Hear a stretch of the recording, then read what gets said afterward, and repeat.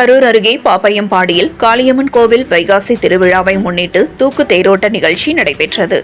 கரூர் மாவட்டம் குளித்தலை அருகே பாப்பையம்பாடியில் காளியம்மன், முத்தாலம்மன், பாம்பாலம்மன், மாரியம்மன் மற்றும் மலையாள கருப்பண்ண சுவாமி கோவில் அமைந்துள்ளது.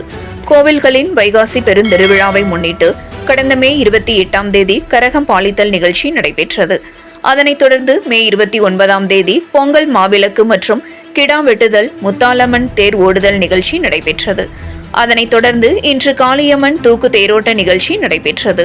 சிறப்பு அலங்காரத்தில் அம்மன் எழுந்தருளிய தூக்க தேரினை 100க்கும் மேற்பட்ட இளைஞர்கள் தங்கள் தோளில் சுமந்து பாப்பையம்பாடி, நடுப்பட்டி, பாப்பிரெட்டிப்பட்டி, பொம்மகவுண்டனூர், எல்லையம்மன், கோவில்பட்டி ஆகிய ஊர்களின் வழியாக மேலதாளங்கள் வழங்க வலம் வந்தனர். வழி நெடுங்கிலும் பக்தர்கள் தேங்காய் பழம் உடைத்து அர்ச்சனை செய்து வழிபட்டனர்.